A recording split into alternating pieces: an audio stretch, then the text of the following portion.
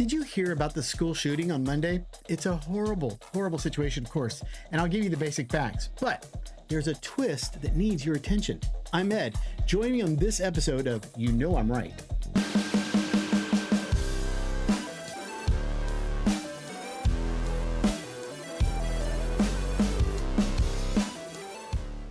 All right, so let's start with the situation. So Monday, a student shot others in study hall at the Abundant Life Christian School in Madison, Wisconsin.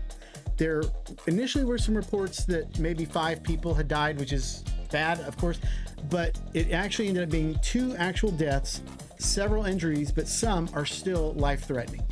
Now, the police chief, in his 3rd press conference, it took a while to get to this, but Police Chief Sean Barnes finally revealed the age and the gender of the shooter. It was a 15-year-old female student at that school.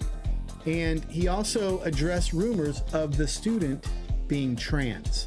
Now, let's go through some of the comments that Police Chief Sean Barnes made. So the first one was, and I'm quoting him, "I don't think that's even important at all." His second quote was, "I wish people would leave their personal biases out of this." His third was, "Their status is of no consequence at this time." And his last one was, "I encourage people to be responsible with their social media." Well, here's my take.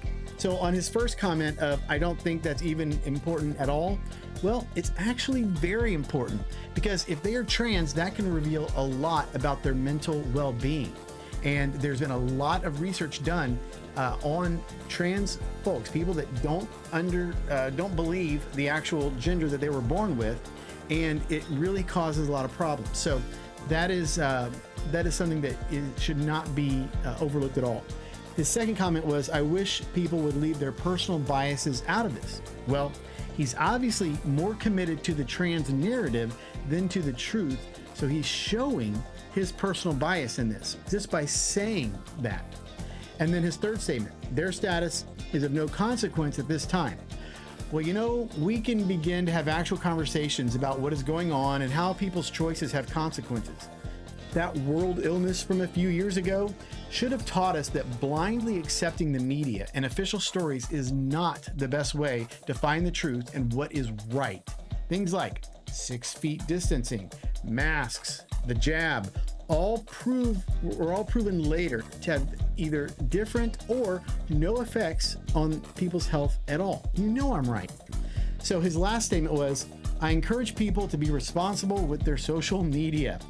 Well, this is his attempt at keeping folks from asking questions, keeping the pressure off him and his narratives, his own kind of authoritarian type of control over the situation, and to control and maintain his own narrative here.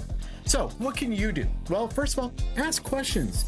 Find out what's going on and go beyond what is just given to you in the news. And don't just watch corporate news. There's other sources of information out there. In fact, a lot of people believe those other sources of information besides the corporate news is what really helped Trump win this re-election in this last cycle. Use common sense. That sounds basic or kind of overly simplified, but think about it.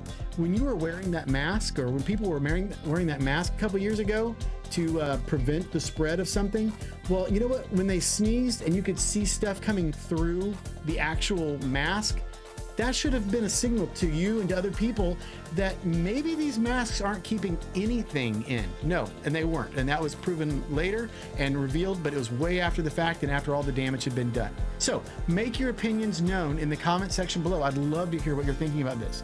Please like and subscribe to this channel and to this episode, and join me next time for another look at You Know I'm Right.